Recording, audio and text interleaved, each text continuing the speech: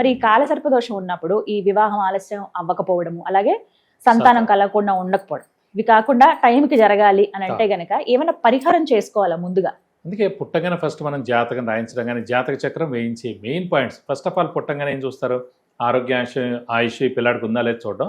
మెయిన్గా బాలారిష్ట దోషాలు అంటే 6 అంటే కొన్ని గ్రహాలు ఒక్కొక్క ప్లేసెస్లో ఉంటే కనుక దాని బాలారిష్ట దోషాలు. దానివల్ల మెయిన్గా ఆరోగ్య ఆయుషే దెబ్బతింటాయండి. సో అందు గురించి మెయిన్గా అంటే ఈ 9 గ్రహాలు కూడా ఒక్కొక్క స్థానంలో ఒక్కొక్కటి ఉంటే కనుక దాని బాలారిష్ట దోషం. దానికి తగు శాంతులు చేసుకోవాలన్నమాట. అందుకు చూపించినప్పుడే అప్పుడే చూడాలన్నమాట ఈ కాలసర్ప దోషం కూడా ఉందా లేదా. అది ఉందనుకోండి, కొంచెం వయసు పెద్ద అయిన తర్వాత ఈ మెయిన్గా నాగ ప్రతిష్ఠ అనేది చేయించాలి. ఇది రామేశ్వరంలో చేయించాలి. అంటే ఇంకెక్కడైనా చాలా ఇప్పుడు మనకి అల్వాల్లో ఉంది, కొన్ని చోట్ల మోపీదేవి దగ్గర ఉంది, అలా ఉన్నాయి కొన్ని చోట్ల, లేవని కాదు, అక్కడ చేయించవచ్చు. కానీ రామేశ్వరంలో చేసింది ఇక ఫైనల్ అండి. అక్కడ చేసాక నాగ ప్రతిష్ఠ ఫస్ట్ ఆఫ్ ఆల్ ఈ 2 నాగపడగలు ఉంటాయి కదండి, అదొక రాయి మీద చెక్కి ఉంటుంది చూడండి. సో దానికి అంటే మన పేరు నక్షత్ర గోత్రంతో దానికి చాలా పూజ చేస్తారు. అదొక 3 రోజుల పూజ కూడా ఉందన్నమాట. సో అది చాలా నియమనిష్టలతో చేయాలి. అది ఫస్టే చిన్న వయసులో చేయిస్తే మరి ఇందాక ఏమనుకున్నాం మనం, విద్యకు ఆటంకాలు, పెద్ద విద్య రావాలి, చిన్న విద్య వస్తుంది, పెద్ద ఆఫీసర్ పెద్ద ఉద్యోగం రావాలి, మీడియం ఉద్యోగం వస్తుంది, అలా అన్నీ కూడా హాఫే అనమాట, సగమే అవుతుంది లైఫ్లో. సో అందుకే ఇది చిన్నప్పుడే చేయించారనుకోండి, వాడు వయసు పెరిగే కొద్దీ ఆ దోషం పోయి ఇప్పుడు చాలా ఉన్నత స్థానాన్ని చేరుకుంటాడు.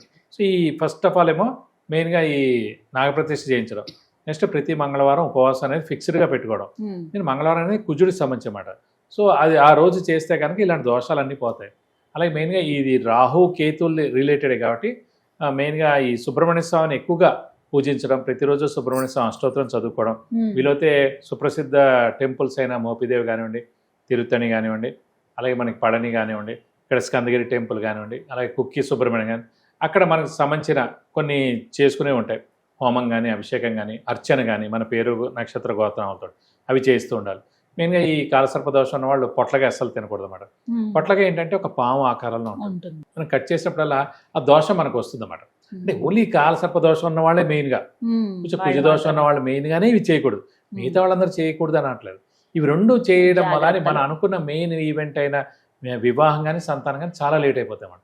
సో ఆ పొట్లగానే అసలు మనం తినకూడదు, దాన్ని కట్ చేయకూడదు, మనం తినకూడదు.